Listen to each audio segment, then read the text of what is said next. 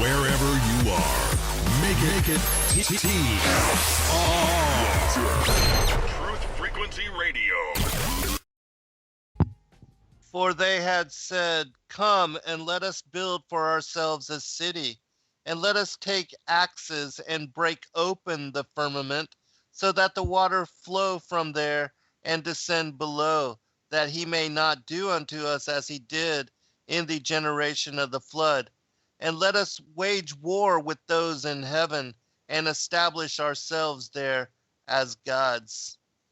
Welcome, friends. I'm your host, Zen Garcia. This is Secrets Revealed here on truthfrequencyradio.com, and I thank all of you for taking the time to join us this evening. I have as co-host always Cathy Dunson. Cathy, are you there, sister? Yes, I am. Good evening, all. Welcome. And we have as special guest Mark Sargent. Mark, are you there, brother? I am here, and thanks for having me. Thank you, brother. He's the host of Strange World, which broadcasts live here every Tuesday night on Truth Frequency Radio as well. And he is the author of Flat Earth Clues, The Sky's the Limit, and the soon coming Flat Earth for Dummies. Is that right, Mark? Well, we'll see. That's a good idea. That's Right? not a bad idea. Not a bad idea. And so, if you would, can you tell people where they can go to find and support your work and the exact times to catch you live? Sure. To catch me live again on Truth Frequency Radio, that is Tuesday nights right now, 7 Pacific, 10 Eastern. You can go to my website, enclosedworld.com. The book, Flat Earth Clues, is on Amazon in audio formats and digital format and every other format you can think of. Or you could just type in Flat Earth Clues into YouTube, and the YouTube channel is Mark K. Sargent, my name.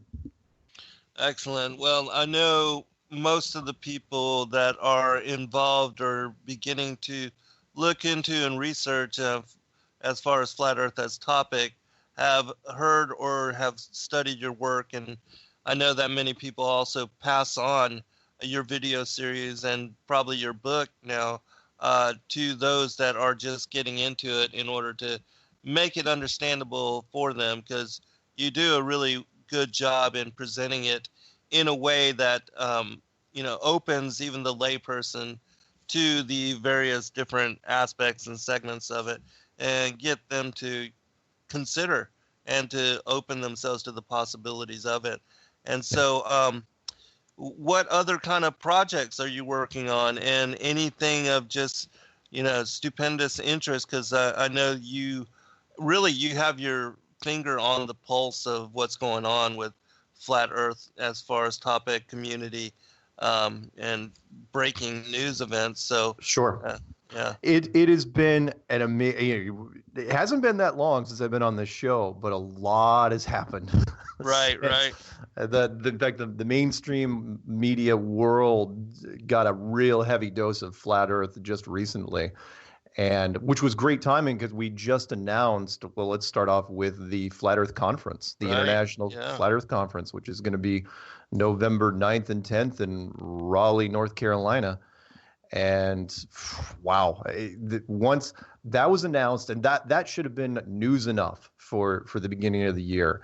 But then an interesting thing happened, and I don't know if you guys have been covering it that much, but NBA basketball star, world champion, best point guard in the NBA, Kyrie Irving, during a podcast on his way to the All-Star basketball game in New Orleans, decides to come out as a flat earther.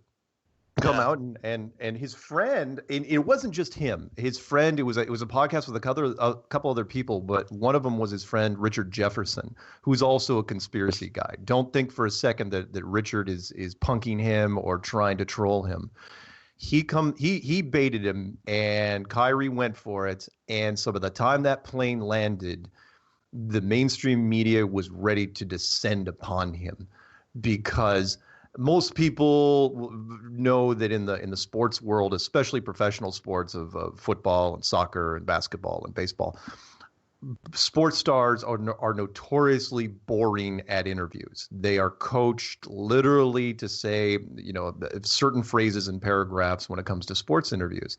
Give 110%. The team played hard, and the other team was good, and I, coaching, blah blah blah.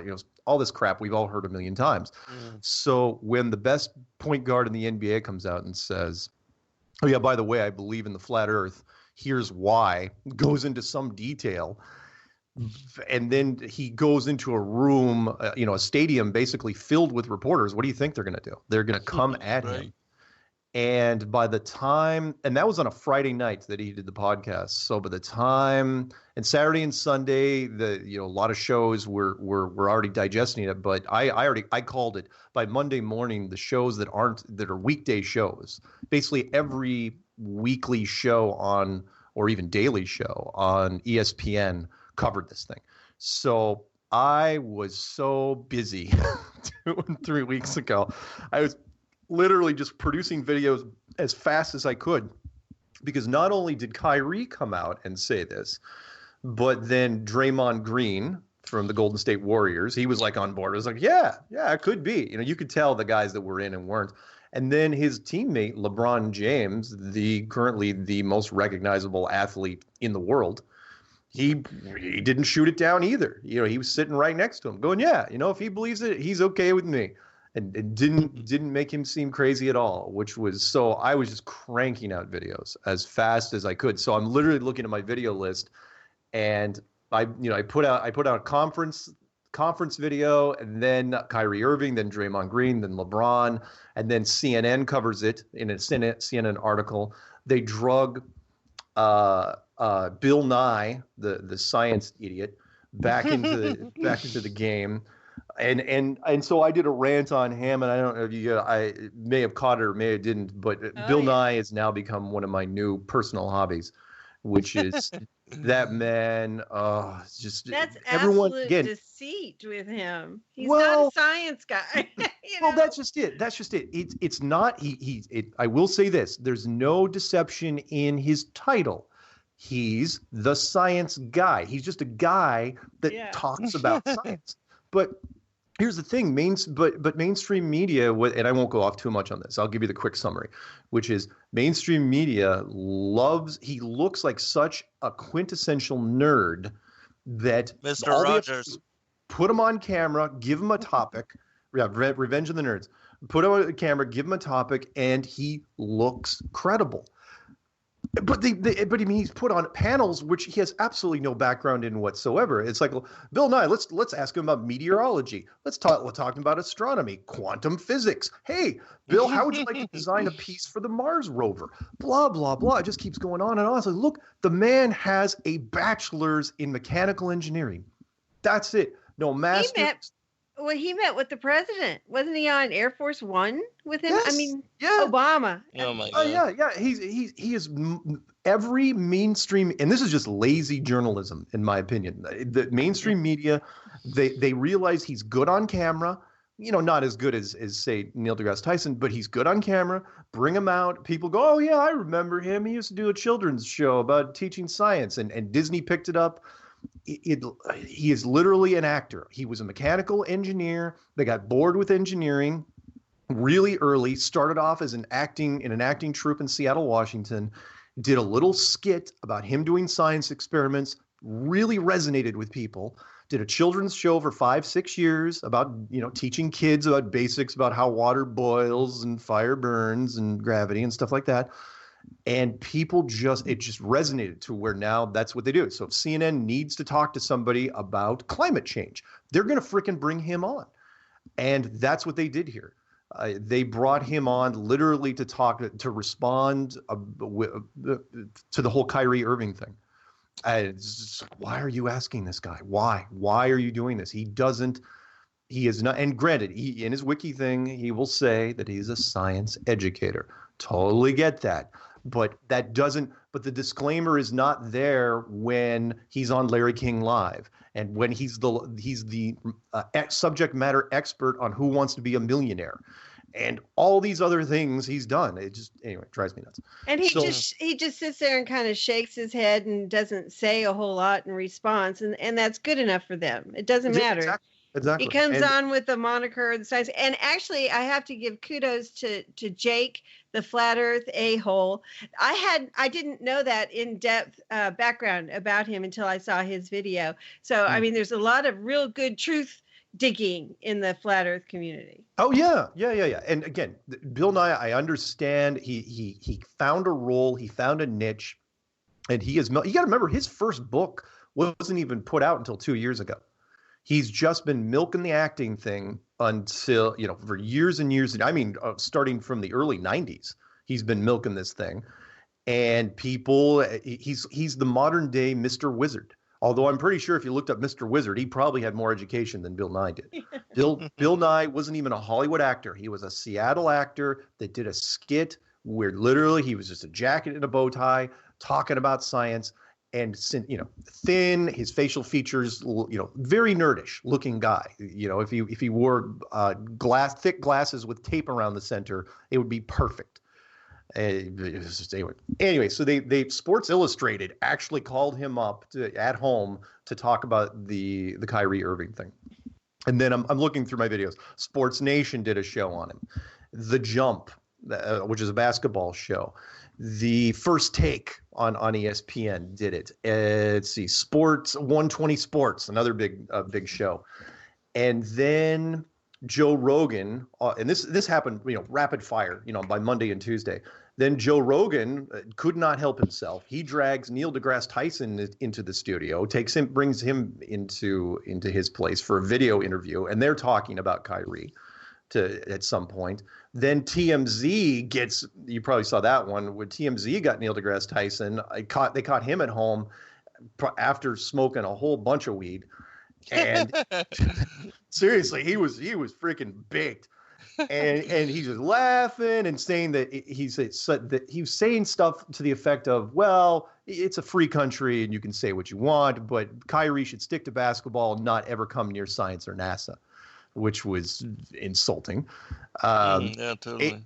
AJ Styles, the World Wrestling Federation guy, former champion, although they're all champions on WWE. He comes on a wrestling show and he's dancing around the issue. His friend knows full well he's into conspiracies and he believes in the flat Earth. And AJ Styles says to the effect where, he goes, I'm not going to talk about it, but there's some stuff here that you wouldn't be able to handle. It's like, I know the dirt on flat Earth. And oh geez, then what happened? Then it was brought up on the Bill Maher show. It was the interesting panel. Bill Maher and Seth MacFarlane, the creator of Family Guy and American Dad and all this other stuff. They're having a really, really tough time with it because Bill Maher is a big science geek. ESPN Radio, Mike and Mike brought it up. Fox, Dish Nation. I'm just reading through the list of my videos. Cool. And then we'll end the Kyrie thing with this part, where then Kyrie goes on. Richard Jefferson goes on Fox Sports, and I've actually got the T-shirt. You guys can't see it here, but Richard Jefferson released a brand new T-shirt. I don't think he even copyrighted it, called Flat World Champions, which is the kind of a globish thing, but it's got a basketball instead of a globe, and then around the top was Flat World Champions. Talk about, you could not ask for better publicity in such a short amount of time, because the season's still going. So the deeper this guy goes into the playoffs, the more exposure, because the more wins, he's in the peak of his career. It's not like a retired guy or a flash in the pan. He's the world champion point guard. So as he goes on in the season, any kid that looks up Kyrie Irving, all you have to do is type in Kyrie Irving into Google. You will find flat Earth all over it. Did you mention Howard Stern? Mention it too? I haven't even gotten to that part yet. I'm just sorry. I was wondering which, there's so many different topics. We can go to this. Don't let me forget about the SpaceX moon mission. You got it. Let's see, Howard Stern. Yeah, there's so many videos I've made. The Howard Stern. I don't know who called into the Howard Stern show, but he brought up Flat Earth to Howard Stern, brought up my name. And what's interesting was Howard Stern didn't hang up on him right away. He let that sucker go for a while. Wow. And he played, the first video he found on YouTube was from ODD. He plays a little clip from the ODD video and then kind of jokes around how he's going to do a show from the edge of the earth, blah, blah, blah. But the fact that Howard Stern's even talking about it without hanging up and just saying the guy's an idiot. Oh, geez. Eddie Bravo. That Yeah, I was was going to ask you interesting. about that. Oh, my Lord. So here's the story there, because it really depends who you talk to. This is about He's the best. thinking about it. Oh, Well, he represented really well. yeah. I was well impressed. So Eddie Bravo has been on, I don't know if he's a cage fighter. I know he's a Taekwondo guy, big fighter. And he's a friend of Joe Rogan's, and he's been on Joe Rogan's show a bunch, and he's more extreme. He's what Joe Rogan kind of used to be. I think he and Joe back in the day would swap conspiracy stories and just amp each other up. Mhm. But Yeah, Joe Rogan's not a conspiracy guy anymore, so that's fine. So Eddie gets invited finally, and one of my listeners said that they had actually badgered Alex Jones. I had always criticized. There's three shows that will not even really entertain Flat Earth, which is interesting. One is Coast to Coast, even though they did a show with me on it. The two is Joe Rogan, even though he's talked about it on at least 14, 15 different episodes now. Mhm. He won't dedicate a show to Flat Earth, but he'll talk about it. And I know full well it's just because he's obligated. He was threatened and he just can't. Yeah. And the third is Alex Jones. Alex Jones, one of his producers, it was at least a year ago, came to me and asked me, is it possible to do a Flat Earth show without saying Flat Earth? What? I know, yeah, exactly. And I go, well, I know where they were going with this, because you can dance around the issue as much as you want, but sooner or later you're gonna have to say it, because the listeners are gonna want it too. They're gonna say, what are we talking about here? Right. Different people who have interviewed me have also said the same thing, and that is we're kind of nervous because of the backlash. Because as you know, in the chat rooms, unless it's a show that's kind of pro Flat Earth, the chat rooms just light up. The phones, right. It's a call-in show. The phone lines light up. Doesn't matter who it is. People just go berserk. Right. They don't know what to do. So the Alex Jones show was the same way. I mean, they just broke 2 million subscribers on YouTube. And that's just the YouTube part. That's not their other subscription service. They do pretty well, and they're afraid that if they entertain Flat Earth, the argument will be, how can you even talk about this, right? But it's gotten so big now, the community is so enthusiastic that they had to deal with it one way or the other. So they did something very clever. They fly down Eddie Bravo down to Texas, because that's where Alex Jones' show is, down to Austin, Texas. And they invite him out to dinner with all the producers and assistants of the Alex Jones show, of InfoWars, without Alex. So Alex isn't in the room.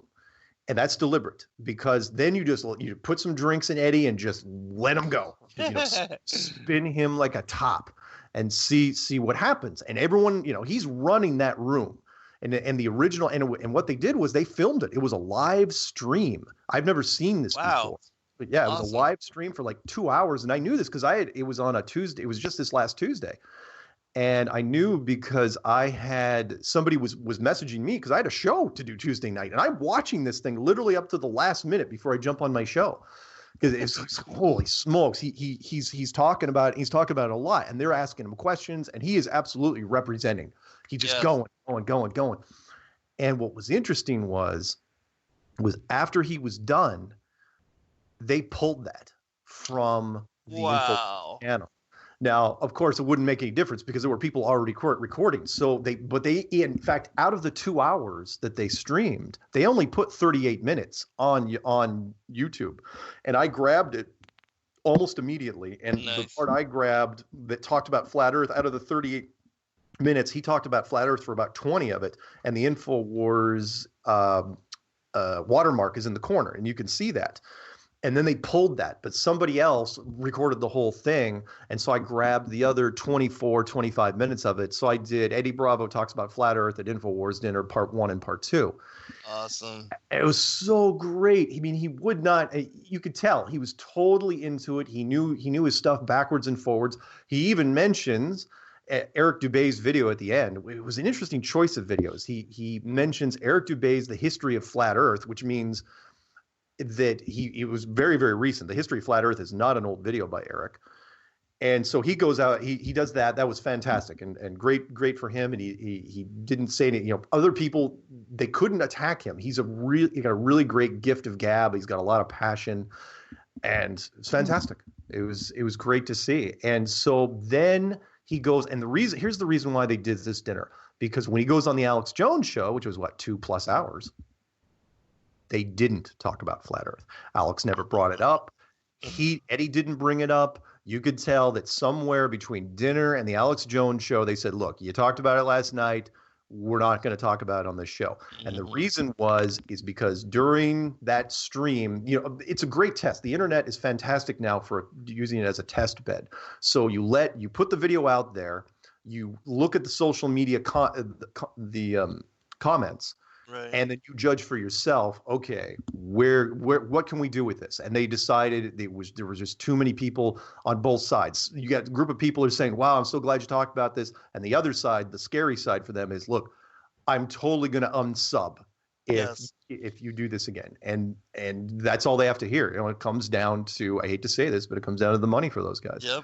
Exactly. So they pulled the video from InfoWars, but it didn't matter because there was enough people out there, and they didn't even hit me with a copyright thing. And I monetized the video, and I was waiting for them to copyright it, and they didn't. Joe Rogan copyrights all his video stuff. Alex Jones, though, did not in this case, and I thought that was very interesting. Anyway, so all that stuff I listed up to you happened in the last 3 weeks. It was. Well, that is awesome. It was Eddie Bravo was fun because he brought out the props. You know, he had the light in the center of the table as the sun and salt and pepper shaker. The dinner plates. I mean, it was really a great perfect. example. I mean, he got some of the dates. He got some of the dates wrong, and I know he had a few drinks in him. But I got some things watching him that I just had been stuck on before. Something clicked, and it was from that. So nice. And then the one, I mean, again, that was just a couple days ago. And then yesterday I posted AMTV, who usually you would think would just tear this thing apart. And he's got 300-something thousand subscribers. He brings on ODD, a video, chats with him for 30 minutes. It was incredible. Like ODD did a very great job. He hasn't done a whole bunch killing it. Yeah. It was just amazing. And then today, I haven't even posted a video on this. I don't know if I'm going to.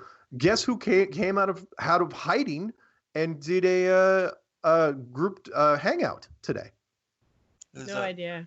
Eric Dubé. Really? Eric Dubé went on Dell from Scotland, I believe. Oh, yeah. He Beyond the Imaginary Curve. I love his channel. He went on that hangout. Wow. It was amazing. Maybe it's opening up. I was like, okay, well, he has to in this case. It's gotten so big. He's gotten so big now. Like, look, you can stay behind your castle walls for as long as you want, but you're going to miss I'm mixing metaphors here.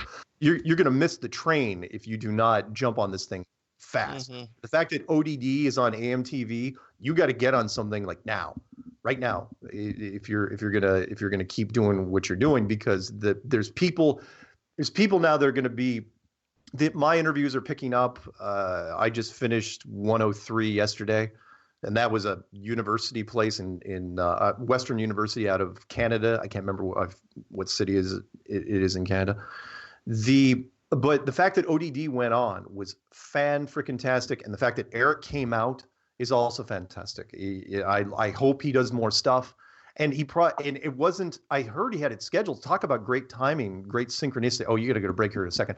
Great synchronicity is that apparently he scheduled that hangout before Eddie Bravo mentioned him during the InfoWars dinner. Nice. Yeah. So anyway, it has been nutty for the last 3 weeks. I don't even know what's coming. Well, I can tell you what's next, but I'll tell you after the break. There's some really, really cool stuff coming up. Excellent. Yeah, most certainly. Looking forward to it. And yeah, I give props to ODD. He's most certainly been killing it and representing well. And, you know, anybody that really opens themselves to the possibility of this, does their research, and tries to debunk it will have to turn flat Earth if they are in any way earnest and honest about their research. I mean, there's just no denying it.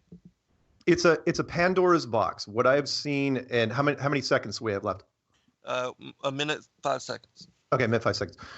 What I've seen is the only defense against flat Earth right now is treating it like Pandora's box, meaning the only people that I've seen immune to flat Earth are the ones that just won't look in the box. And you can tell these people a mile away because they will not do the research at all. So right. If Pandora is FE, it's like, well, that's a dumb box. It's stupid box. I'm not going to look in the box. Why are you looking in the box? You're an idiot for even making me look on the outside of that box. And they just go on and on. It's like the Christian community, they won't look. Some will. The ones that are diehard, that's what I see. They won't. Yeah, but as you know, there's been a small war civil war happening in the Christian community. I mean, Rob Skiba, Rob is just lining up and taking swings at people now. Like,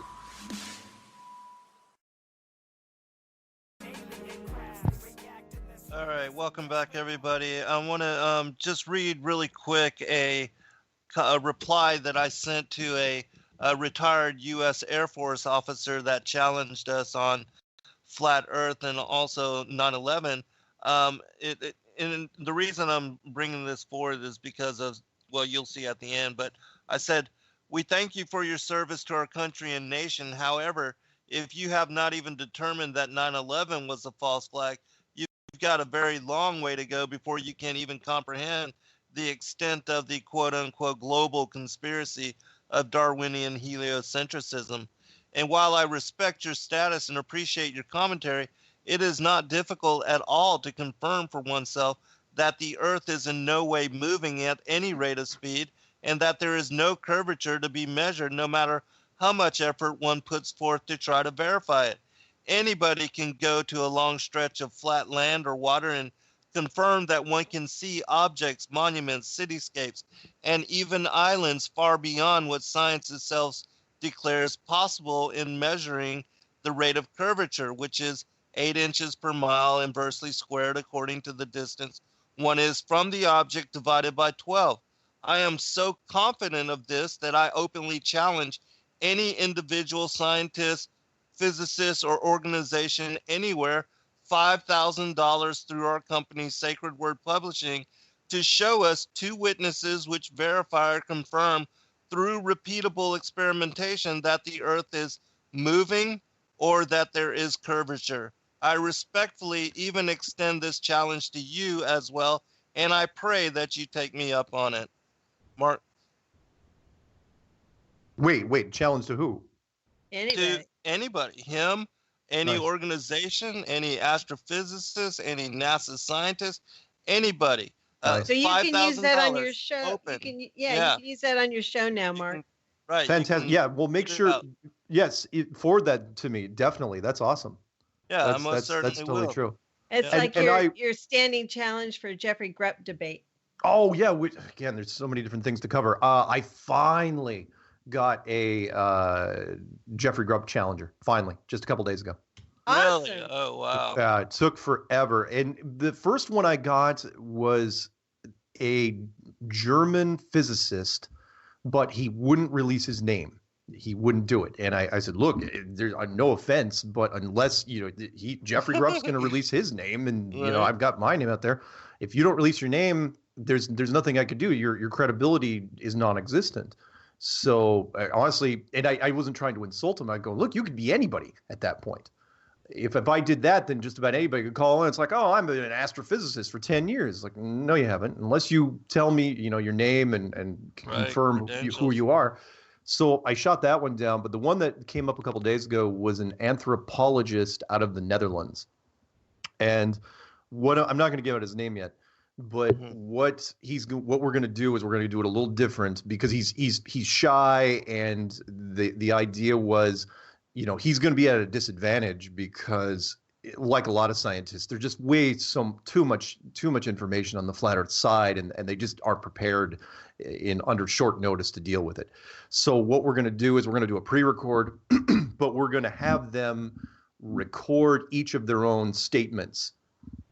So it'd be kind of like an email correspondence, but instead of email, it's going to be all audio.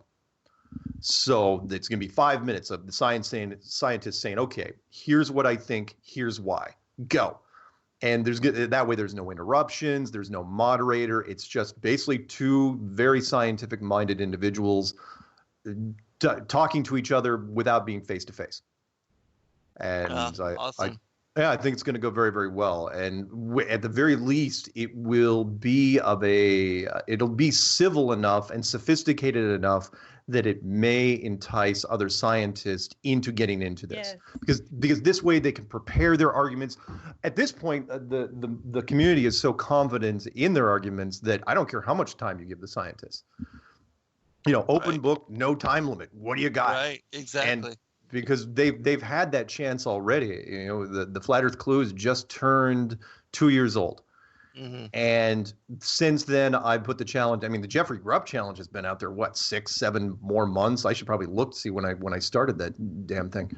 Mm-hmm. And nobody wanted to go up against him. Yeah, you had some ticky-tack, Red's rhetoric and cool hard logic. Guys like that, I think kind of would take it. But this one, we need scientists, somebody that's willing to put themselves out there. Mark, what I think about this, the way you're talking about the format, it's a much higher level of discourse from the side that we're usually looking at the debunks, and they just don't bring anything. So at least this might be something really worthwhile for us to listen to. Oh yeah. Now, will they be talking above people's heads, and will they kind of digress into different roads where some people may not find it interesting? Yeah, maybe. But that's just scientists. That's one of the reasons why science is having a hard time addressing this is not necessarily because of the message that Flat Earth is bringing, but the way it's framed. They can't relate to it in any way, shape, or form. So this way, they might at least have a chance of getting their voice out there without feeling like they're going to be steamrolled, which they would. I mean, I have no doubt. You put me in front of a panel of scientists, I will tear them to shreds. And the reason is because they only have certain number of weapons to fight us with. They've only got 12, 15 questions. Mm-hmm. That's go ahead. Sorry. You got truth on your side.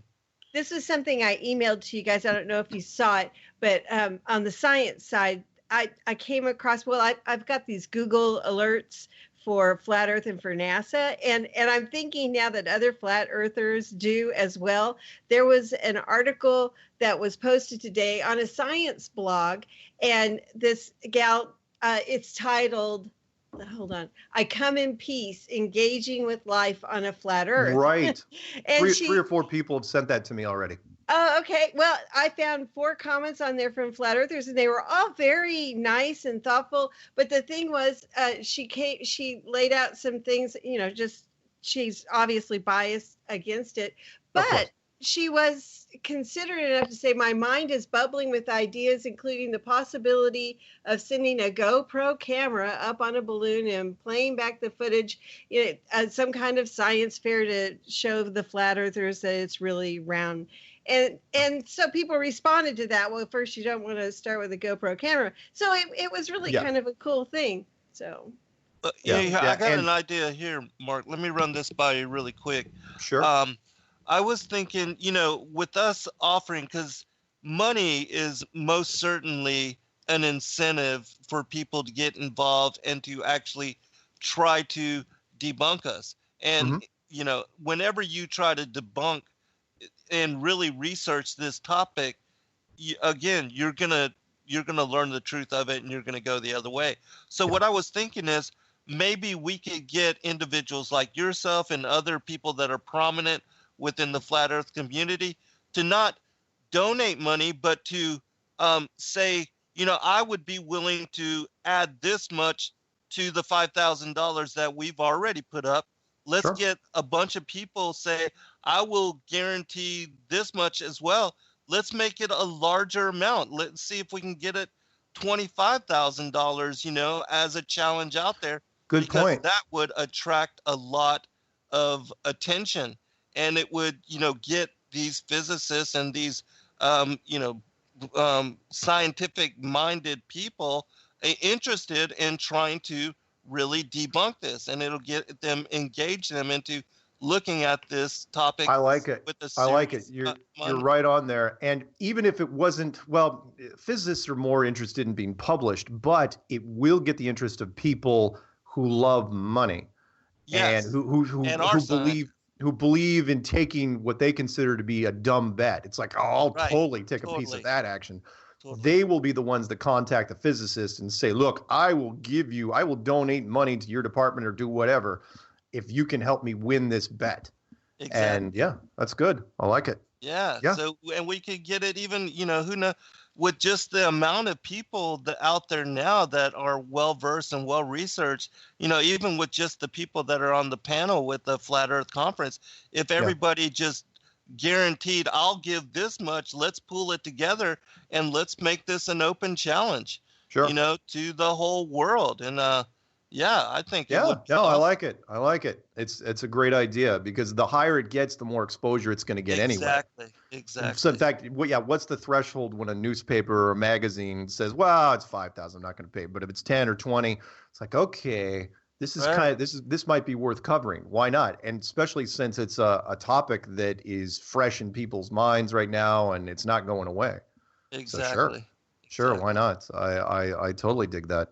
The letter, what you wrote there was great, and that is there is no, and which is the reason why science is having a tough time, and why, even though the challenge is out there, why the Jeffrey Grupp challenge has taken so long for anybody to come forward, is twofold. One is because I have a friend who I asked when I initially started this. I go, do you think we'll get any academics to come out against this? And she goes, no. She goes, it's going to be like pulling teeth. I go, why? And she goes, look at, she showed me the footer to my to her signature, which has a whole bunch of academic credentials. She goes, you don't know how long. She goes, it takes a lot of money and a lot of time to get that sort of education. Do you want to be that guy that walks into something unprepared? Do you want to look bad with that sort of education? Because you got to remember, if somebody in mainstream science debates flat Earth, even if it's a draw, they lose. Right. Even if it's a close win, they lose. They have, because it's a no-brainer, slam dunk, flat Earth is stupid, science is always right. Science should kill it in 10 minutes. And if they don't, kind of like a prize boxer. We'll use a boxing reference. If that boxer doesn't knock him out in the first round, then everyone's going to start looking. It's like, okay, why hasn't he knocked him out in the first round? The longer you go, the worse it gets. If you get to a 15-round thing and the guy on the other side had no chance, it was 1,000-to-1 odds, then you start looking at that guy and going, okay, whoa, what's happening with him? And that's what the big reason why science is having a hard time stepping into the ring. The second part, which is a little more detailed, is that they only have, and I figured this out because I haven't posted it yet. I did a debate with sort of like a Bill Nye version over in England recently. It was on video, and we had a producer that set up the whole thing, and it was me face to face, doing a live debate with this guy. And we realized after it was over, because the producer is really leaning towards the flat Earth side. He goes, I'm really surprised what science didn't bring to the table in this debate. And I said, well, that's because science has to follow a certain set of rules. Remember, science set up the rules of physics. They were the ones that set up the rules of the world. They were the ones that told us what all this was. And so they can only stay within those lines. They can only stay within those boundaries. We don't have to do that. And so they've only got, 12, 15 different points that they can bring up. And you know them all at this point, probably by heart. Sticks and shadows, Coriolis effect, right. ships going over the horizon. So-called spendulum. Yeah, Foucault's pendulum, the curved crescent to the moon, blah blah. We've heard them all. I haven't heard an original question in at least a year. Right. But that's all they've got. Whereas we just keep coming up with new things all the time. And not as fast as we used to, but they still keep happening. And they can't. We have 100 weapons to their 20. And when you present that on the other side of the field, on the other side of the battlefield, you don't want to get into that fight. You just, because you're afraid of what might be asked. The guy, I was throwing him stuff when I got him to the whole core of the earth, how that science makes leaps of faith. Right. And then I threw him a question, which it was just off the cuff question. It was like, find me something where science leaves the question out there. Instead of making a speculation, then printing that speculation, then not putting a disclaimer to it, and just presenting it as fact. Find me something that's left open-ended in science. And he couldn't do it. He was stumbling. He was starting to stutter at that point. And we started that with a whole core of the earth argument, which was, science says it doesn't make leaps of faith like religion does, right? And I say, of course they do. The core of the earth is a perfect example. They every textbook, you can see the cross section of the earth. They'll tell you exactly what it looks like, but they've only drilled down 8 miles. So how do they know what it looks like? And they won't. There should be a disclaimer on those pages, but there aren't. And every kid knows what the core of the earth looks like because that's what they show them. Right. And I go, fine, even if I gave you the huge benefit of the doubt, which I'm not going to say what the ground penetrating radar of the core of the earth looked like, even though I don't know what radar you're talking about years and years ago, because those cross sections have been there for a long time. How are you doing the cross sections of every other planet in the solar system? How are you doing that? Based on ours? Is that what you're doing? Based on what's in the atmosphere? Is that how you're giving the cross section? You're showing me the cross section of Neptune, and you haven't even claimed to have landed anything on it. So how are you doing that? And anyway, I had him running so fast that that's why science is having a hard time. It was tough to even get this guy. So we're hoping that with the Jeffrey Grubb thing that we're talking, in fact, it started now. Hopefully we'll get an audio thing over the weekend. Well, hey, let's mention the other elephant in the room, gravity. The magic glue of gravity. Oh, yeah. and he brought up gravity, and he goes, and here's the misconception that science has with flat Earth and gravity. They say, well, the gravity mass must be at the North Pole, and everything would be pulled towards the center of the map. And I go, no, gravity it's straight down. It's no different than what you would think it would be. And plus, I love using because Neil said it on an interview on a video thing that he did recently, which was quite eloquent. He goes, science cannot tell you what gravity is. It can only tell you what it does, how it manifests. We can't tell you actually what it is. It's this magical, mystical force, and that's what I compare it. I go. You call the flat Earth gravity this magical thing. I go, what is it on a globe Earth? Oh, and I have to correct you, Cathy. People have been calling me out on this because, especially with what Eddie Bravo's been doing, because globe people will keep saying round versus flat. And we have to come back. It's like, look, a dinner plate is round. A pizza is round. Your tire on your car is round. It's either a globe or a sphere or a ball. Right. So that's what we try to throw back at them. It's like, look, those are the 3 terms you get. You don't get round. Round is what we can use round. You can't use round. But again, that's the simple programming that's, because they think around the world. So they equate the two. So it is. That's like the circle of the earth, the circle of the earth. Well, the circle. Yeah, the circle of the earth. A perfect example. That's a circle. And you know the argument. Yes, of course, right. Well, and you mentioned Rob Skiba, and he put out a video yesterday as a challenge to who is it? Which pastor? Yeah, which one? Stephen Anderson, Kent Hovind, Jim Williamson was on that as part of the challenge. So, nice. Doug Hamp. It was Doug Hamp. I've never seen. I think Rob has finally turned the corner. I mean, when I saw Rob going on the offensive and talk about great timing. He was in Amsterdam when the Kyrie Irving thing came out. And I'm sure he had to hear it from over there. And it's like that point he knew. I think you talk about your destiny or fate or whatever, synchronicity, whatever you want to call it, divinely inspired. The fact that all these things are happening simultaneously is fantastic, because now the mainstream media doesn't know where to turn. Now, I will say this. Here's a really interesting point about the whole Kyrie Irving thing. And so he made every ESPN show there was and every internet publication there was, literally everything. Everybody covered it, including CNN.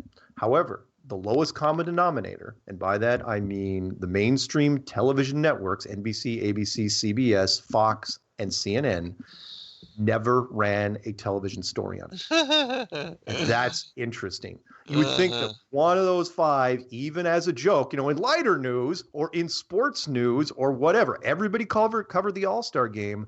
Nobody on video covered. In fact, that clip where LeBron James was on video That saying, was great. Yeah. that wasn't an American channel. That was a Spanish channel that we grabbed that from.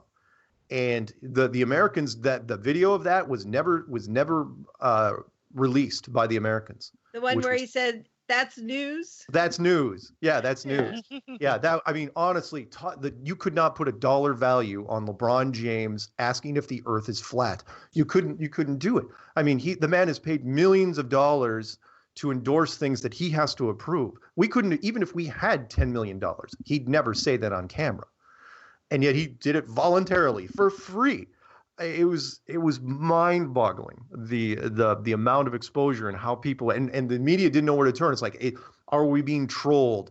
Is Kyrie serious? And they're saying no, Kyrie was backtracking because of this one. There was a USA Today reporter that went after him, and he was angry because he was trying to be delicate because he had a whole bunch of people around him, and he was saying, look, kind of the effect of, you have a responsibility to all those younger people out there that listen to hang on every word you say, to not say dumb stuff. That's basically the essence of what he was asking there, or what he was having him do. Like, flat Earth is ridiculous. You shouldn't even be uttering those words. You have 3.5 million Twitter followers just on Twitter, not to mention the basketball world that looks up to you. I mean, you're a character in every basketball video game currently. Why are you doing this? And they went back and forth for a while. And what was the line that Kyrie said? He goes that science supports a globe model, but that's what he said. Supports, like that. Because that's what science puts out there.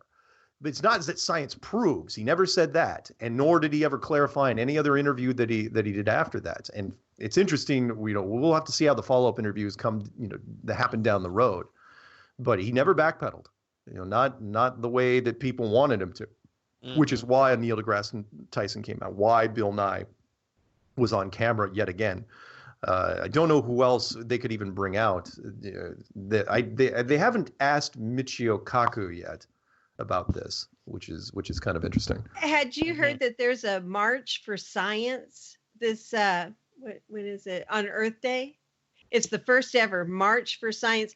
And the article that I found of that, it's in the Wisconsin Gazette. They have a picture of, that monkey to human. Oh, the Homo evolution sapien. picture? Yeah, they have that or that evolution picture, and it says science, not silence. Oh. And they equate that to the Trump administration being a flat Earth mentality. It was also very good point, Cathy, because the Bill Maher show, they were trying to tie the two together. They were really trying to tie the whole Trump supporters to flat Earth supporters. I thought that was really interesting. It's like, why would you try to link these two together? Of course, that's only going to help us, because if you keep doing that, that's just free press. And also with creationism. So it's something being set up against Christianity too, even though there's a large number of people that are not Christian that are waking up to the flat Earth. Now, there will be, even though we've got a conference coming up in November, there will be some flat Earth mixers, I'm sure, this April, because last year we did it on, well, not last year. Was it last year, 2016? Yeah, it was, wasn't it? Wow, it was only a year ago. We did it on Earth Day, and I highly suspect that if this conference gets enough press, because remember, this is an organized thing. This is an actual thing that's happening. First time in 500 years that this thing, I know Europe did their sort of their thing, but I mean, it wasn't as big. And I didn't even know it happened until it happened. But I would imagine that there will be some science protesters there. It's people from the academic community, or who knows, grad students, from astrophysicists, whatever, that will try to, disrupt it in some way. Because especially if, maybe I can't reproduce, unfortunately, Comedy Central. Remember when Neil deGrasse Tyson went on television to drop the mic, that whole thing? Right. This gravity. You can't use that clip. Comedy Central blocks it. You cannot use the clip. So I'm wondering, though, that initial statement that he said during that, which was, there's a growing anti-intellectual movement happening in this country that, if left unchecked, could spell the end of democracy as we know it. I'm wondering if he keeps going down that road, if we get in some sort of organized, I mean, it's going to be small and pathetic, but an organized movement against Flat Earth, maybe, before the conference. So. Yeah, I'm sure. Well, I know they've got to be, the powers that be, they've got to be scrambling. And I think it's very interesting that you mentioned that the big five, as far as the media outlets, which basically control the other ones, they won't say anything about it, but yet they'll fly it on their flag in front of the United Nations. Yeah, not on television. I thought it was interesting. As much as television has YouTube has replaced a lot of television, mainstream television is still considered the lowest common denominator. A lot of people still watch TV, and I'm included. So yeah, maybe they're holding off until this is the next level, and until a show comes out. But we'll talk about that in the next Yeah, thing. we're just a few seconds out, but yeah, lots going on, and most certainly we'll cover the conference and all that when we get back. We'll be right back, everyone. Okay. Heaven is like a roof to the material world, and will serve as the floor of the new world. It is by nature shining and glorious, and it is the dwelling place of the invisible hosts. When God spread out this firmament, he brought up above it a third part of the waters, and above these is the heaven of light and of the luminaries. I wanted to ask you, Mark, because I have a lot of friends that are involved, like military and working in high-level Black Ops project. Well, not a lot of friends, but some, and they're totally scientific and military-minded. And I always want to send them the different interviews and videos that you've done with all of these artillerists, specialists, Navy, flight, and all, submarine commanders, all that. But anyways, I had asked you a long time ago when we did interview, if you had ever considered just taking very small clips of each of those interviews and putting them together into one, so that all of that can be all located in one video and in one place. And I think that would just be fantastic for, to present to these military type people or these scientific minded people, to have all of those testimonies confirmed in unison in short clips in one place. And if you had thought or considered doing that. Yeah, you know what? You're right. And I was looking over the list, because the list is pretty big, and there's, each show is 2 hours long, and it takes a while to get to them. Up until recently, I haven't had the time, but I will make the time to build this. I think it's a good idea. I don't know how long I'm going to make it, but I'll see if I can find the best parts. And because I'm probably I was thinking about kind of doing something like that for the convention anyway, because I'm going to have to do a summary of the testimony shows for the conference coming up in the fall. Cool. So it's a good idea. I like it. Yeah, I think it'll be profound. I mean, because all of these different testimonies, and even if you did just like, short 1-2 minute clips from each one of them, would just be astounding. Yeah. So. Yeah. That's good. It's going to take a while to chew through them because I haven't heard them myself in quite some time. But yeah, I can, as I kind of get through and settle down, because there will be a little bit of a lull coming up, I would imagine, that I'll see what I can do. Or That's maybe a one of great your resource. listeners, you know? Oh, Because I yeah. know you have a lot of people that love your work and are probably even more familiar with it than you are, because we always never have time to listen to our own interviews, you know? Yeah. And so, yeah, that might be something Good idea. you could mention Yeah. to I will see what I can do. That's an excellent idea. Yeah. It's a great Cathy? resource. I share that with people a lot of all the time, because that's experts and they're questioning people who are new or have just barely touched the surface of it. They want to know. They want to know, and I think that's a great way to introduce. I mean, there's so much wonderful stuff out there, but it's hard to sift through these days. Yeah. There's a flooding going on, a lot of mirror going on too. Oh yeah, there's so many but videos still. coming out.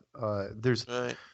in fact, a couple things. One is interesting about that list. The testimony shows. In fact, I made the playlist on YouTube, which is the testimony shows of subject matter experts, the people that have contacted me in different fields that have said, yeah, we're absolutely on board with your flat Earth thing. Everything, all branches of the military, engineers, air traffic controllers, pilots, flight instructors. Take your pick. There's surveyors, one of my favorites. But what's interesting to me is not only have none of those guys, because it's been a while now, not only have none of those guys recanted on their testimonies, but nobody has come out against them. And I would have thought at the very least you would have gotten somebody especially from the armed forces, Army, Navy, Air Force, Marines, Merchant Marines, somebody would have come forward, the Army, and said, wow, no, I'm an artillery guy, and I can tell you you're absolutely wrong. Nobody's come out against them. And that every month that goes by that nobody contacts me trying to refute these guys, then it just dry. The cement is so hardened now on my side. It's like, well, you guys got nothing. That's why science is going to lose this, because it's if you haven't come out by now and done it, and I of course said this a year ago, if you haven't come out by now, then it doesn't exist. We haven't missed anything. And isn't it something that with 500 years under their belt, they wouldn't have had a storehouse to go to of information? Yeah. I mean, well, again, what's different about this? What makes this different? People in the mainstream media, when they started delving into the Kyrie thing and the Richard Jefferson and B.O.B. Oh, I'm sorry, I forgot that B.O.B. came back. Right. Yeah, I saw that. He came out of hiding, and when I saw that, I had to replicate it and reproduce it because he was on Hot 97 FM. Right. That's got a mere 1 million subscribers. He came back on, and that was what's significant about this. And I don't want to lose my point here, is that he had not done an interview since he came out since he did his Flat Earth thing. He made his album, he made his single, Flatline, and did his thing against Neil deGrasse Tyson, and Neil deGrasse Tyson came out, and the media world wanted to interview. I'm sure his phone was ringing off the hook. Literally, his phone was blowing up, and he didn't talk to anybody.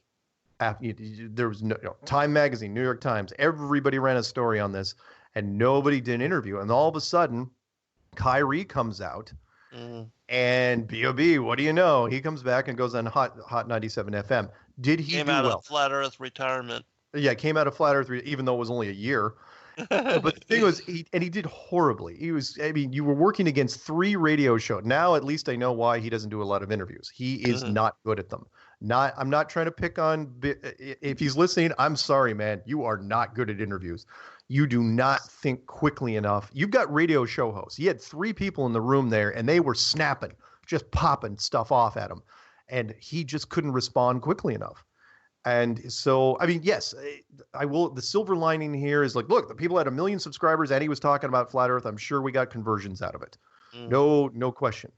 You put Eddie Bravo in that room, and he would have run that room. He would have run the freaking show. He wouldn't have blinked an eye. But it wasn't that kind of station. Eddie Bravo wouldn't have never been in that station. But the point is that any bad publicity, even any publicity, is good publicity. In this case, the fact that nobody in the flat Earth can walk into a radio station with 1 million subscribers right now. Well, I mean, we probably could now, eventually, but he could walk into any radio station, Grammy-nominated rapper, and talk to people about this. And he did talk about it for 15, pushing 20 minutes, but he did terrible. So anyway, where's I going with this? Oh yeah, science. I have no idea where my point was. Well, don't forget about the moon tourists mission. SpaceX now may be good. Oh, let me wind up on this. Okay. Somebody sent me, and again, everyone sends the stuff to me, and I love it. It's like, Mark, I don't know if you've seen this yet, and it's been on the internet for 6 minutes. Right. I Yeah, do awesome. that too. It's like, of course I've seen it. No, I hadn't seen it. SpaceX comes out, and they ran a story where, okay, let me frame this. After they blew up a couple rockets last year, they come out and said, we're going to colonize Mars down the road. And everyone says, yeah, fine. I mean, everyone hears that story, and it's like, well, we've heard this. NASA talks stories like, oh, one day we'll colonize Mars and go to Jupiter and all this other crap. And people say, well, SpaceX says they're going to go to Mars. Fine. You want to say you're going to Mars. You're not going to it now, even if you could go, because you can't solve the fuel problem. You want to know why you can't go to Mars right now, even if you believe that Mars was a planet far away, is that there's no way to get back. So the whole Martian movie with Matt Damon, impossible. The Red Planet. Van Allen. The Van Allen radiation belt. If you can get past the Van Allen radiation belt, even if you could make it to Mars, you can't get back because there's not enough gas to get back. Meaning it took all that gas just to launch you off of Earth in Earth's gravity just to get to Mars. That's if you even believe in the solar system model, all right? So let's just throw that out the window right now. The Mars thing is, with today's technology, even if the solar system was what we are told by mainstream science, cannot be done, all right? SpaceX then comes out just recently, and in fact, I should look up and see when the frickin' story was, because let me say, it was not that long ago. It was, a week ago. SpaceX comes out and they said, we're going to send 2 tourists on a slingshot capsule around the moon and back, safely back to Earth. And we're doing it next year, 2018. A year from now, SpaceX says they're going to do this. And I almost broke the laptop in front of me. I was it was so outlandish. You're laughing so hard. People get mad and irritated about hearing about flat Earth, and I understand that. But making a claim like this was the most it worked for us. I mean, it will absolutely help us in the long run, right? Because you're making a claim that goes against everything that NASA's been trying to hide for the last 50, 60 years. Right. Meaning, it's like, okay, the first question was, what mythical spacecraft are you going to use to get to the moon and back? There's no, the Saturn V rocket that was used in the Apollo program, flawlessly, I may add, has never even been duplicated since then. And we'll use the Falcon system. Okay, have you tested this? No. Okay, so you're going to use an untested booster. What capsule are you going to use? Because even NASA is not sending anything through the Van Allen radiation belt with its Orion capsule. So what capsule are you going to use? Also untested. In fact, not even built as far as I know. And then, okay, you're going to also, so in addition with an untested booster and an untested capsule, you're going to attempt a mission which hasn't even been faked in 50 years. And on top of all these things, which pose amazing statistical improbabilities, you're going to do it with amateurs. You're going to send 2 people up that have no business being up in space at all. They're just rich people, right? And on top of that, people have forgotten this. You're going to do it in a year. And even there in their article, there's going, our timeline is somewhat aggressive. It's like, somewhat aggressive.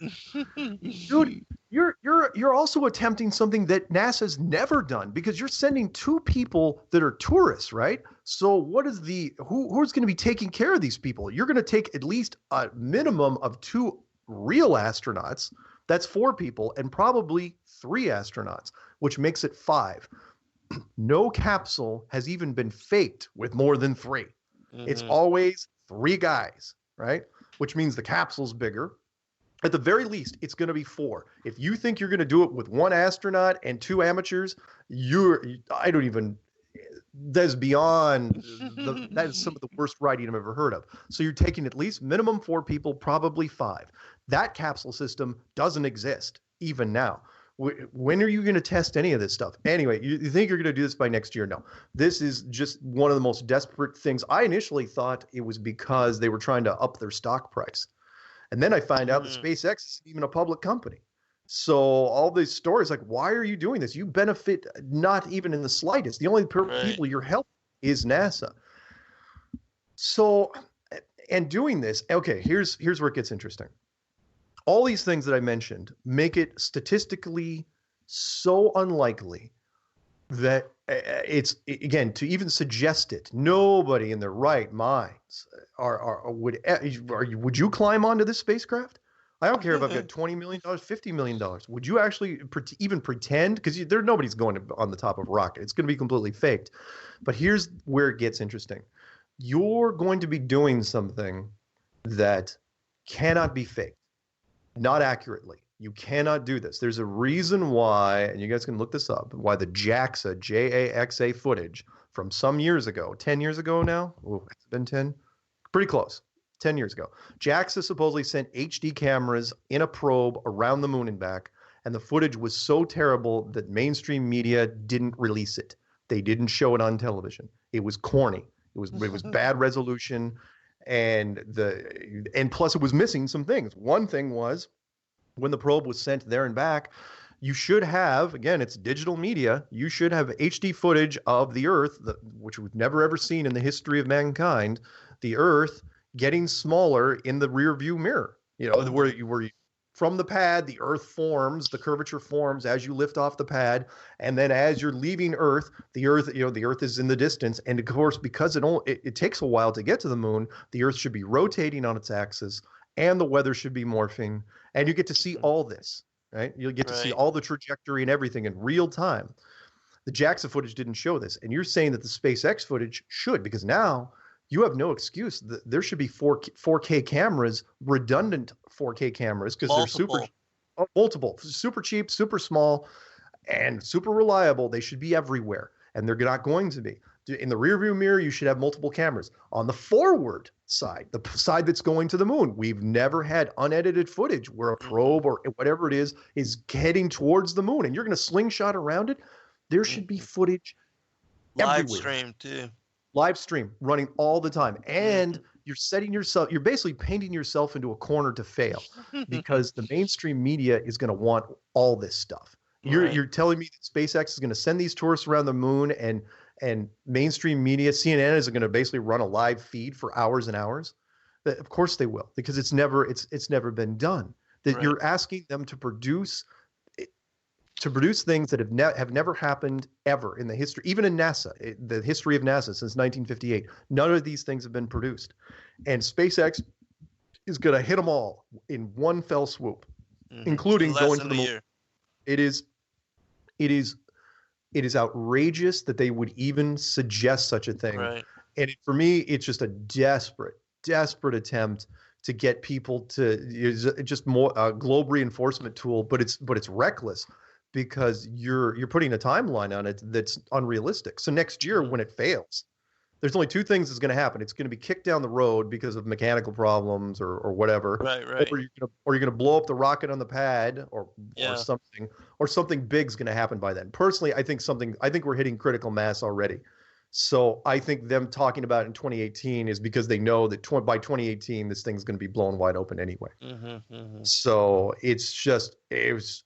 I was just floored by the point they mentioned this, because again, you still have to choose.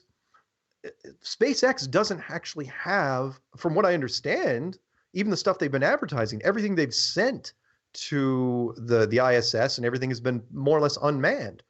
people aren't actually going up in SpaceX. So there's no SpaceX astronaut program as far as I know. So, I mean, you have to use. What reputable astronaut is going to want to babysit two rich guys that have, no real serious formal training to be up there? Exactly. Absolutely right. It is there's so many holes in this plot.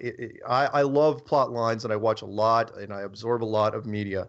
This is terrible writing. You are setting yourself up. You're basically writing yourself into a corner, because once you get to a certain point next year, you're either failing miserably. You can kick it down the road a little ways.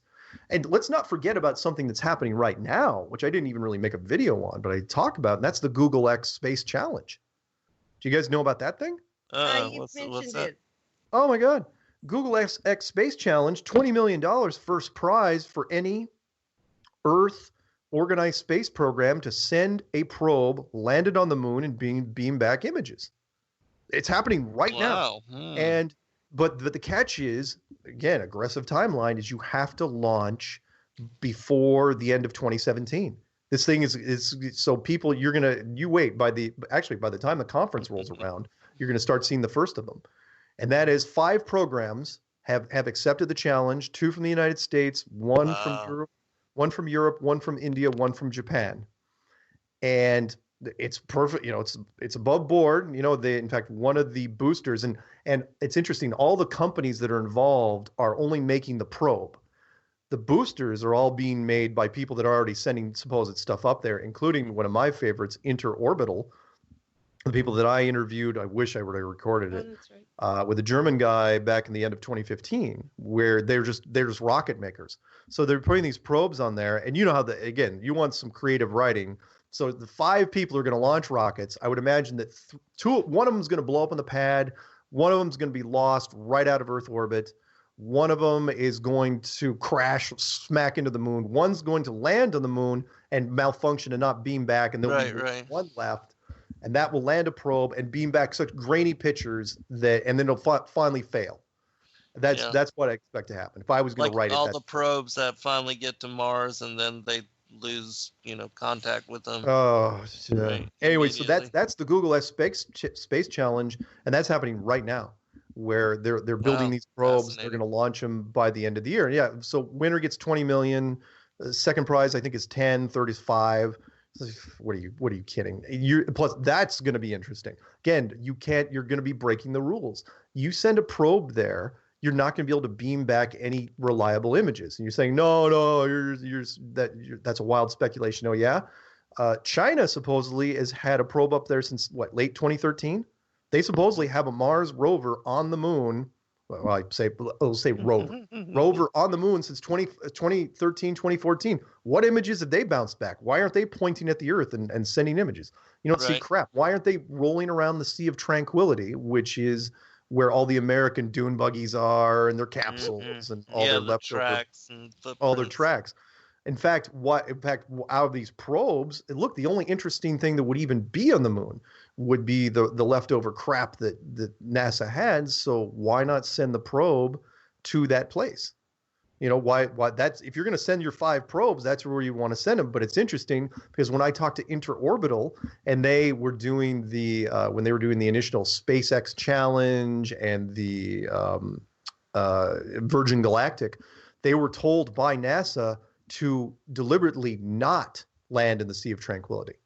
And I thought that was interesting. Or anywhere close. Like even when you land, you don't go anywhere near the Sea of Tranquility. It's like, why? You'd think that would help you guys. Go there, take pictures of stuff. Exactly. Take pictures of freaking moon buggies. For us, right? It was just mind-blowing. Yeah, there's been so much stuff that has been happening. I'm just looking through the list, see if I'm missing things. Because I can only make videos on so many things, and yet there's still more. The conference, by the way, I should probably let's bring up the conference real quick because I know we have a few minutes to the break. So the conference on November 9th and 10th, you have plenty of time. The VIP tickets sold out within a week of that thing already. So now we got general admission to worry about, which means most people aren't probably won't buy into it until late summer or early fall. but it is the lineup of the people that are going is great so far. It's going to be a fantastic time. I cannot wait. I'm humbled that they asked me. And I'm doing the keynote luncheon at the first dinner, and then I'm doing the musical, or I'm sorry, the video awards show with Patricia Steer at the end of the thing. The two people were asked that so far I've declined, which is interesting. One shouldn't surprise anybody. One is Eric Dubay, who said he was going to be too busy. We'll see about that. I'm still hoping that he changes his mind and goes, because look, he's still been a real benefit to the community, and he's got 80,000 subscribers and all that. The other guy was Matt Boylan, otherwise known as Matt Powerland, and he hasn't accepted yet. We'll see if he goes. But it is going to be it's going to be the critical mass moment, if it hasn't happened already, because here's what's going to happen. You're going to have media showing up there, lots of media, and I would hope lots of media, because they're going to expect a circus. They're going to expect like a sideshow. They're going to go there expecting people in costume, with actual tin hats and Comic-Con. Yeah, they're going to expect complete weirdness, like it's going to be Comic-Con, or a UFO convention, and they're going to be rudely surprised when it comes to this, because they're the group everyone's pretty straight-laced. There's not a lot of really eccentric people. I mean, yeah, flat Earth asshole is a little out there, but I would imagine the only people that'll be controversial will be the people protesting, or people that'll come just to try to troll it. Right. Although that's probably not advisable. Disrupt, yeah. These people are the smart people in the room, as far as I'm concerned. They're the people who are thoughtful, who are willing to investigate, and they take the abuse, and they do it with kindness for the most part. I can't yell at, and people I still have interviewed the one I did for Western. They said, are you really believe this? And I can't get offended when people ask me that, because look, nobody believes this in the beginning. Everyone tries to debunk it.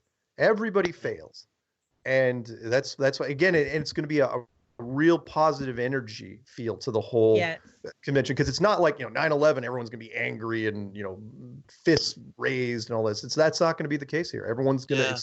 So many people are excited about going. I'm just excited just to meet, be in a big room with a whole bunch of people that share the same thoughts. Right, and face to face, finally for once. Oh yeah, it's like I finally get to meet Christmas everybody. Time. The family gets together for dinner when everybody's scattered their whole people. lives. Yeah, totally. Yeah, I'm so thrilled that they're doing this. Robbie, I think, is going to do a great job. The man, I don't think, is going to sleep for the last month before this thing. And he'll be previewing his next science system. Right, absolutely. So yeah, it cannot wait. Anyone that's out there, go to fe2017.com.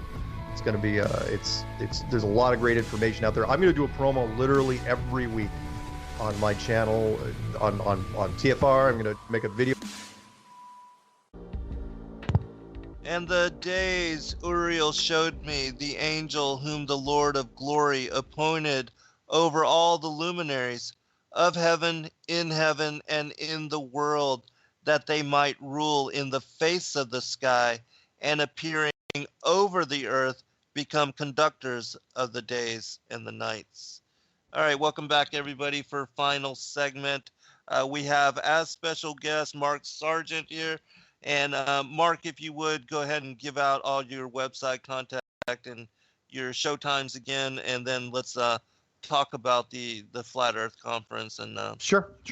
The show Strange World is on Tuesday nights at 7 p.m. Pacific, 10 Eastern. Enclosedworld.com is the main website. The book is called Flat Earth Clues. And you can get it in all different formats, but honestly, all you have to do is type in Flat Earth Clues either in any search engine or in YouTube, and you'll find me. I mean, sometimes I like to give out Mark K. Sargent, but you'll get to my stuff anyway. And I don't really mind. Most of my videos are Creative Commons license anyway. The two biggest hit counts for videos right now in Flat Earth are on channels that I had nothing to do with. The two videos that were Flat Earth Clues mashups were the videos are called, one's called They Are Hiding God with the Greatest Lie Ever, and the other one's called Under the Dome full documentary. And I think they're both at 2.5 million hits each. Wow. So I know, who would have thought? And these guys just took it because like, oh, Creative Commons license, I'll monetize it, and those guys made a little chunk of change off of that. Right? Yeah. Good for them. So great. I mean, because of them, I actually had to make a mashup of my own. I called it the Flat Earth Director's Cut, Flat Earth Clues Director's Cut. Yeah. And that's on my channel, but I don't care which one you go to. Either way, I still get so many emails and phone calls off those others that, which is sad because they don't know where else to go from there. They eventually they just type in.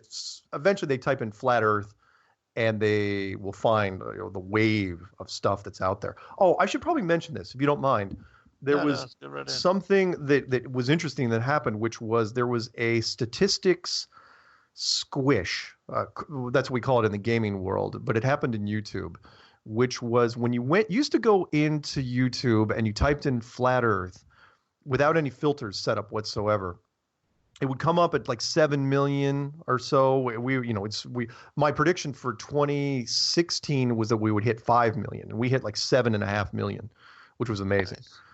Relevant search results. And then what happened was YouTube changed their algorithms when it came to Flat Earth, and you could see it fluctuate wildly to where all of a sudden in a 12-hour period, and I saw it happening, I documented it and made a video about it, actually a couple videos about it, where it went from 7 million to 4 million in a 12-hour period. And they did that, in my opinion, to kind of curb the enthusiasm. Because I was hyping up the numbers as much as anyone. Look, we were tracking as well as any mainstream topic that was out there, with the exception of music videos like Taylor Swift or Lady Gaga and stuff like that. But it was interesting when I put that out there, Bob from Globebusters contacted me.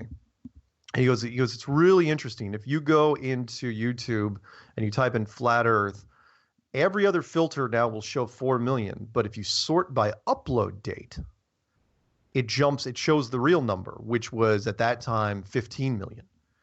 Wow. And they never fixed it. As a matter of fact, now, because of the whole Kyrie Irving thing, it's up to 16.3 or something like that, which is huge. I mean, that's mainstream numbers right there.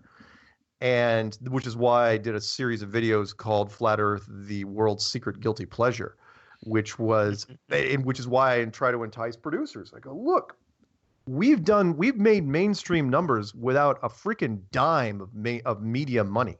There's no marketing dollars put into this. Not only that, if you go into any search engine, just blind search engine without anything that's in the browser history or anything, you type in Earth is or the Earth is, it always comes up flat now. That's the first list, first thing on the list.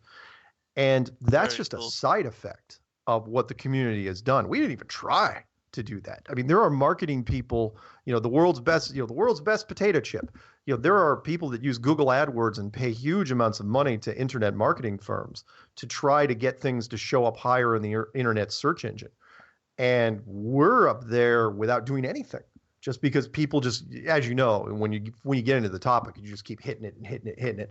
And I mean, I type in Flat Earth into YouTube and hit the search button probably a couple hundred times a day minimum. And multiply that by a whole bunch of people. It's right. Fantastic to watch. So anyway, I just wanted to mention that the numbers, you want to see the real numbers of what Flat Earth is, just type in, at least until they fix it, type in Flat Earth, go to upload date. You'll see that's on the far right-hand side. Anyway, Bob from Globebusters says that's what he always searches by, because it shows you up until the minute what the latest videos are. So if something came out 2 minutes ago, that's how you'll find it. I found too, setting Google alerts for, Flat Earth and also for NASA.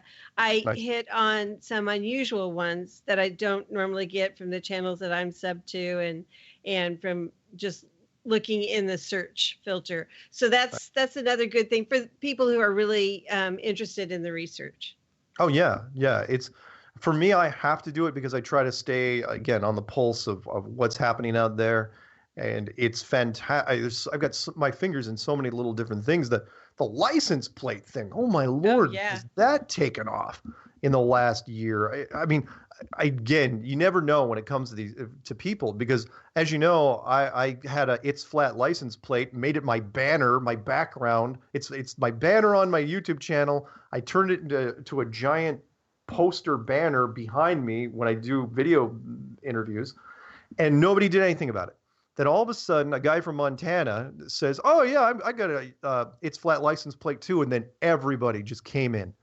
It was the first follower syndrome, where all of a sudden now I've got so many that I'm having to pick longer songs just to squeeze all the plates in. In fact, I just got four more this week from what was it for? Connecticut, Kentucky, New Mexico, Indiana, all just this week. Didn't you say there are a lot more in Canada too? Yeah, the Canadian now. Granted, there's only 15 Canadian provinces, at least as far as I know, but in fact, I don't have them in front of me. Let's see: Ontario, Alberta, Saskatchewan, because Canada can do personalized plates. They replicate what we do. So, but in Europe, that's not the same. They don't do personalized plates. Now they do personalized plates, otherwise known as vanity plates, down in Australia. So let me look here. Canada, yeah, Saskatchewan, Alberta, and Ontario. So 3 out of the 15 in Canada. And I think we're up to, what is this? 4, what is it, 7, 28. We're pushing, I think we just got past the halfway point in the United States. So 27, 28 in the States. Nice. And it's incredible, and that's just the license plate thing, and that it's great because it resonates with people, because they see this, and once you can get past that, because a lot of people are nervous about putting themselves out there. They are, and I don't recommend that people go to their family members, sit down at the dinner table, and wait till they have a mouthful of food and say, the ultimate spit take, and say, by the way, I'm into flat Earth now. Right? By the way, I'm shooting heroin this week. You might as well say that, because people freaking lose it. And I like your analogy to Fight Club, that Flat Club, the first thing. Rule is you don't talk about Flat Club. And and I just came up with that in the first week that I was doing this, because I was doing it myself. And what that means is, for people who don't know or understand, Fight Club, first of all, from the greatest year of movies ever, 1999. But Fight Club, what they did, it's not that you didn't talk about Fight Club. It's that you chose very carefully who you talk to about it. You do not walk up to somebody. The biggest mistake that flat earthers make is they forget how long it took for them to get their head around it. If it took you 4 or 5 days before you became a flat earther, and I'm being generous here, some people take much longer, like me, then all of a sudden they forget about it, and they get so excited, and it's like, oh, I'm going to convince this guy in 2 hours. No, you're not. You're not going to convince your family over dinner. You're not going to convince somebody over a cup of coffee. All you can do is put the seed in their head and let them work it out for themselves, because the harder you push, the angrier they're going to get in most cases. People, I have seen marriages get on the borderline now. Bad things can happen. People, I've gotten email after email. It's like, oh yeah, my brother doesn't talk to me anymore. My mother doesn't return my calls anymore. Dude, it's because you got to come at them sideways. And of course, you size up the person. If they're not a conspiracy person, my sister believes everything. It's from God to Fox News to her. If it's not on Fox News, it didn't happen. Right. Plain and simple. Honestly, NBC News could run a story and say that there was an atomic weapon accident somewhere in Nevada is now gone, right? If NBC News ran it, she wouldn't believe it. She'd actually have to wait till Fox News said it. Oh my goodness. So bringing up flat Earth to her does no good. There's nothing I can do there. Mm-hmm. So when but the point was, the plates it's a great thing because people relate. They see their plate in their state, and it has sort of a visceral response. Like when I finally saw the Colorado plate, it's like, oh wow. At one point I was thinking, man, I thought I had that plate at some point because I had the Colorado plate for 20 years, but it wasn't. It's flat. It was my last name. I've just gotten so used to Colorado plates. So when everybody sees all these other plates, it really resonates in them. And they say, oh, hey, there's a lot of people that are into this. For every person and whatever points you want to make, I'm not going to rant too much longer on this, which is, Oh, you're good. for every person that's out there that's making videos, there are how many more that want to make videos that don't know Right. how, and how many people that are afraid to make videos because they don't want their name tied to it, because they're afraid of what their family might find out, or they're just on the sidelines and they're waiting for it to get bigger. And you got to understand, the Kyrie Irving thing, that's no accident. This is a guy, the people around him, the conspiracy guys, and I should have seen this coming. Professional athletes, most notably baseball and football players. I'm sorry, baseball and basketball players. They make a lot of road trips. NFL football, they only make 7 road trips a year, something like that. Maybe 8, maybe, unless you're going to the playoffs. Basketball and football, they're flying a lot of planes. They're on the road a lot, which means they're watching a lot of internet nowadays. Right. Which means they're watching a lot of YouTube. It does not take long, before you go into the dark corners of the YouTube world, which is the conspiracy world. Yeah. And so for every one of people like Kyrie, there's a lot more out there that want to talk about it that haven't. I would imagine now, and I've got to have to find the stat. If it was Joe Rogan that put it out recently, he may have done that in front of Neil deGrasse Tyson, where he said some of the effect, like the 6% of the American population believe the world is flat. And if that was true, and you're thinking, well, 6% isn't that much. It's like, well, no, that's 6% reported. Yeah, that's 6% that are actually willing to admit it online. Right. Yeah, totally. And even, let's say if it was 6%, right? Every percentage point in the United States is, what is it? If it's 300 million, every percentage point is 1 million people. No, it's 3 million people. Wow, So yeah, that's a lot. So 6%, that's 18 million people right there. That's a lot of people. That's just willing to admit it. That's millions of people that are out there in the community, which is why, the channels are just, the subscribers keep going. I mean, Rob Skiba's doing a bang up job. People are getting a lot of subscribers now. Jared, I'm not even in the top 10 of subscribers in the flat earth world, which is amazing. I mean, I've done the most interviews, but I mean, Globebusters, for example, he's not on TFR or doing anything like that. He's been doing hangouts the last 3 weeks, basically ever since the Kyrie thing came out. He's averaging 1,100 people a hangout. Wow, awesome. They're doing a live stream. That's pretty good. Yeah, that's excellent. For any topic in YouTube. And this is Flat Earth. He's doing this with Flat Earth, a show literally called Globebusters. And you can feel that even though you look at the chat room, there's only, 40, 50, maybe 100 people making comments in chat. Who are those other 900 people? Who are these people? Listening. And where are they, what influence? It's only a matter of time now, again, where here's what kind of happened. Things happen in stages. The ripple effect from the Kyrie Irving thing is going to take a little bit, because the media, once you have the knee-jerk reaction of every sports show talking about it, then you've got the newspapers. They're going to look at this thing going, wait a minute, didn't this happen last year? And why is this a thing again?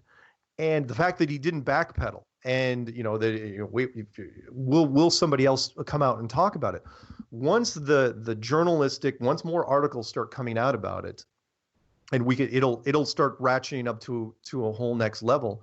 And then you wait. I mean, this year, 2017, the year of critical mass, I have no doubt that it's just going to get weirder and weirder and weirder. I mean, look at all the stuff that's just happened in the last week. The people that are calling into shows now, Alex Jones considering it, nowadays, Joe Rogan seriously talking about Coast to Coast brought up the Kyrie. Here's an interesting thing. So Coast to Coast never does a thing again after my interview with them. And when Kyrie thing came out, then they made a plug back to my show that I was on with them, because now they have it as a reference point. See, we actually talked about it 15. It's like, yeah, but you thought it was a joke when I first called you. Right. He thought his producer was was having fun with them. It's like, nope, it wasn't. But yeah, I half waited. It hasn't happened. I made a prediction. It did not come true, which was part of it was because the Oscars screwed me up. Oh, let me bring that. I want to bring Saturday that up. Night Live. Yeah. Well, yeah, I predicted Saturday Night Live. but Saturday Night Live didn't happen that weekend Oh. because of the Oscars. The Oscars, all the Saturday Night Live cast members were in Los Angeles hanging out at the Oscar parties. So Saturday Night Live was a rerun that weekend.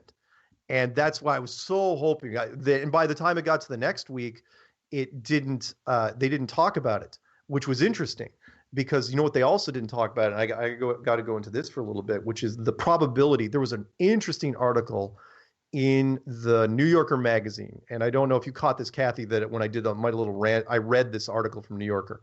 Oh, yes. Which was, he was talking about basically that the Matrix was starting to break down.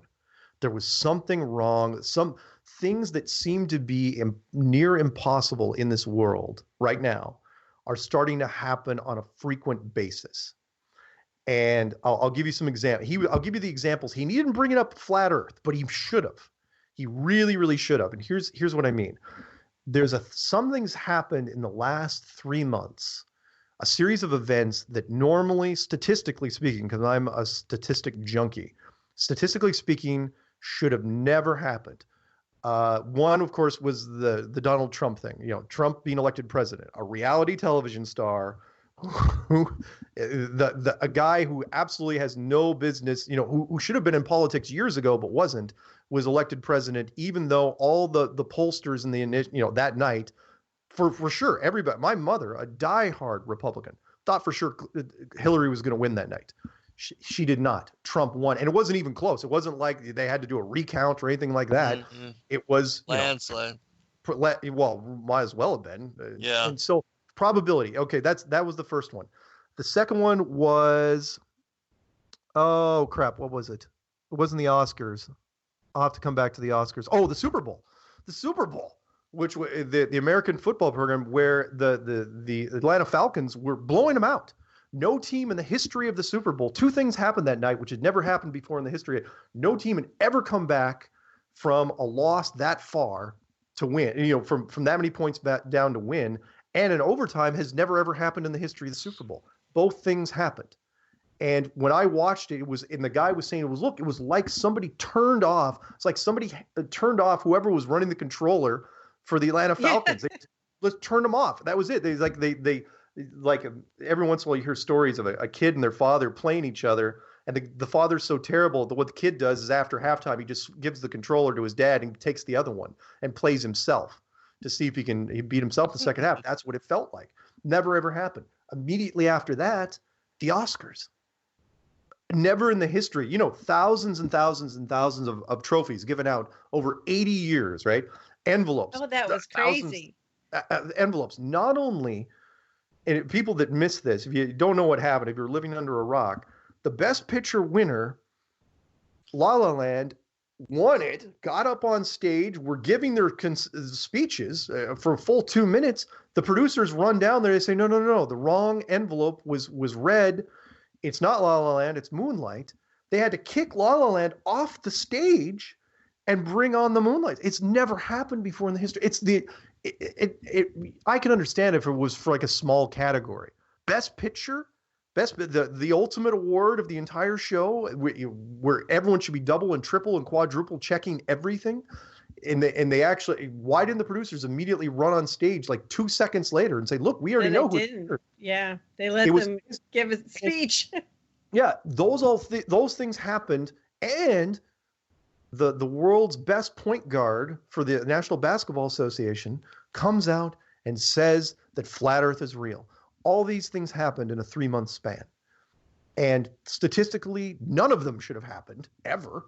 And they all happened simultaneously. It's almost like if you believe in a plot line or why things happen, things are happening. It's almost like you're getting the impossible ready for people, where you're conditioning them for things bizarro world.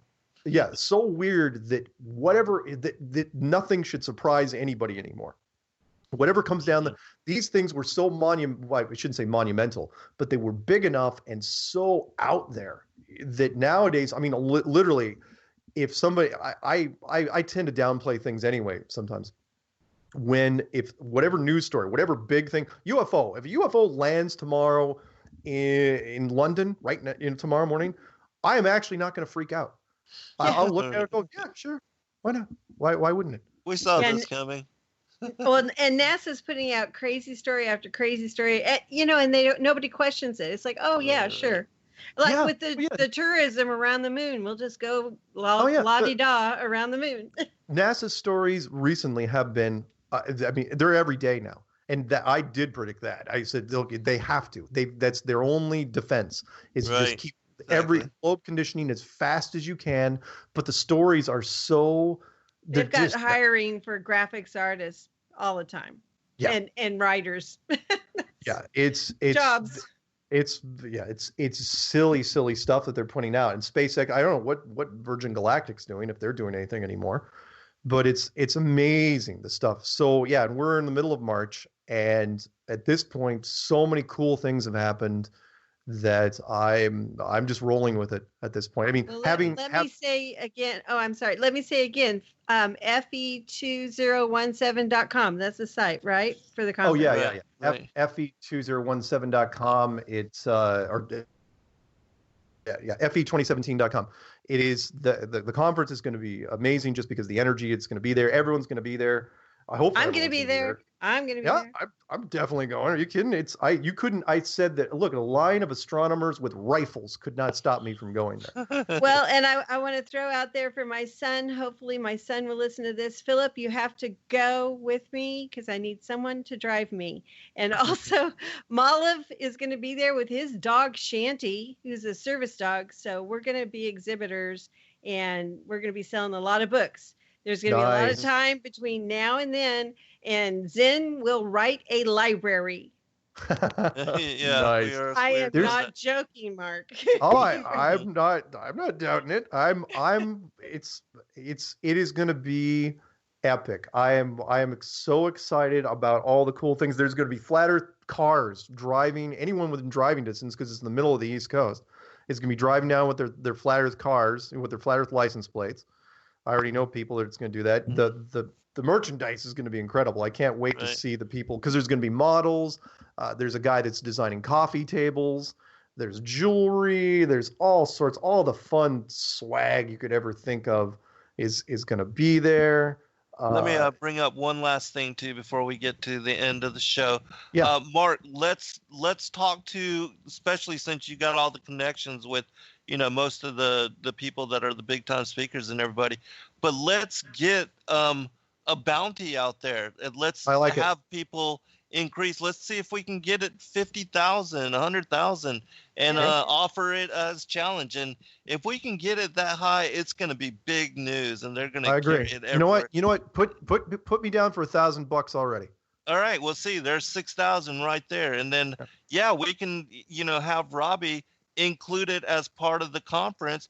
If we can get $50,000 together, he can use that as a challenge to get more press for the conference. Sure. I think it'd be fantastic. I like it. Yeah, I like it. Send me the email. I know we're running out of time, but send me the email, and I'll tell this to everybody. I'm more than confident at this point. Yeah, me too. And nobody has to put anything up, because we know they can't do it.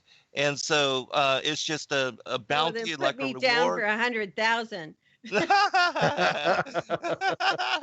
That's funny, but so let's the money definitely we'll have it out there to challenge, and let's watch them squirm. Right. That's really, really cool, man. I'm so excited. And by the way, thank you for having me on. Oh man, it's always a pleasure. You've been so excited. The shows I've been listening to you lately, and people who are writing in and calling into your show on Tuesday nights. I mean, there's a real excitement building. It's fantastic. Oh yeah, and we'll keep doing it on the way, to Flat Earth 2017. We'll just keep doing it. We'll check in right there now and then. Yeah, thank you guys very, very much. Yeah, appreciate you, brother. I'll be in touch soon. Okay. All right. God bless all. Good night, everybody.